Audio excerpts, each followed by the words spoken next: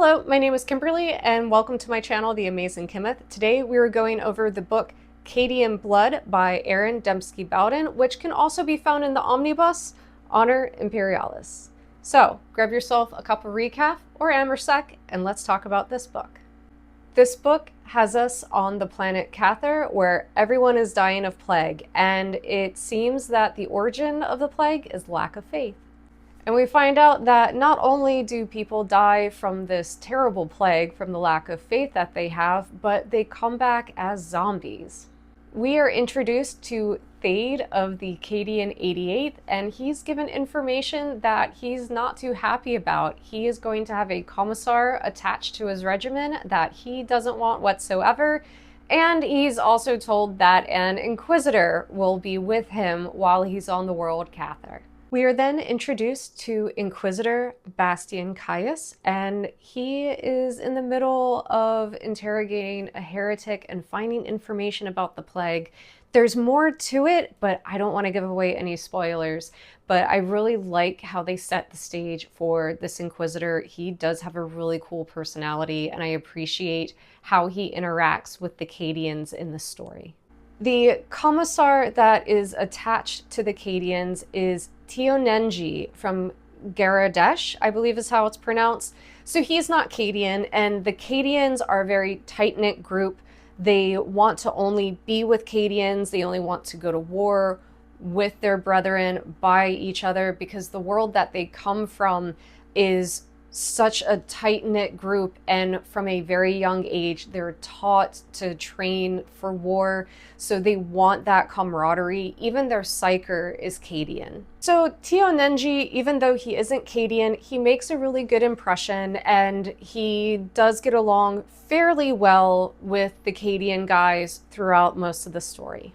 Everyone's scanners and Vox nets have been scrambled, and they've been able to figure out that Traitor Astartes are scanning the planet, but they don't know for what, they don't know why, and they're trying to figure out that as well as deal with all of these plague heretics and zombies on this planet. The Cadians are given specific instructions to take back this city from the heretics, street by street, block by block. As they prep, the Raven Guard Space Marines show up, and the Cadian psyker, Seth, he comes up to one of the Space Marines and he's like, "Hey, I need to speak to your Codicil if you have one.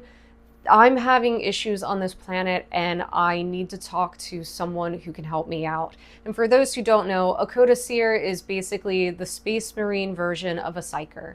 Seth is granted permission to speak to the Codicil, and Seth is given a lot of good information and encouragement from the Codicil so that Seth as a psyker can work better on the planet and serve the Imperium. We then cut to the Traitor Astartes and their ship, and what is going on, and the different ship battles, and how the Imperial Navy is just blown to smithereens by the Traitor Astartes. And there are so many acts of valor in this spot. It made my stomach sink.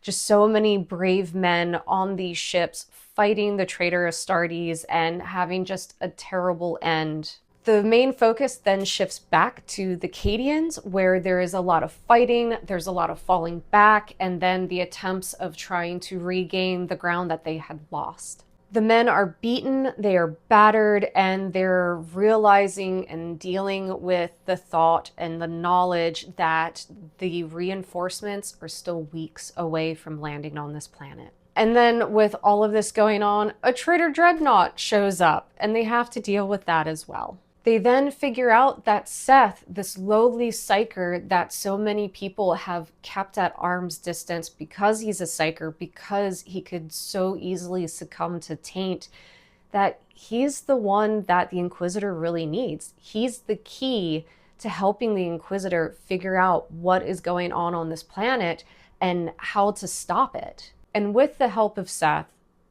he and the Inquisitor and the Cadians, they're able to find the demon, they're able to fight the demon. Unfortunately, there's a ton of losses, and I'm going to leave it there, but after the fighting wraps up and is done, the Cadians get back on their ships and they go back home where war is waiting.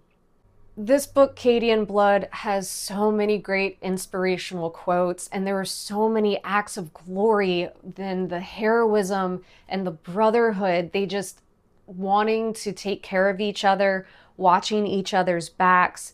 And with even Seth, the psyker that a lot of people kept at an arm's distance, the fact that he was still Cadian, the other Cadians wanted to take care of him and make sure he was okay. Just the amount of loyalty that the Cadians have for one another, and knowing that they need to have the courage to keep going forward for the Imperium.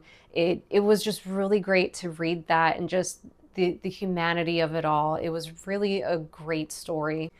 And unfortunately, I just get too invested in characters, and I really should stop doing this with Warhammer novels because usually the characters you really like don't make it. This was a great book. I do recommend giving it a read. If you would like to pick up a copy of Cadian Blood and read it for yourself, I do have links down in the description below for you. And that's all that I have for you for the book Cadian Blood.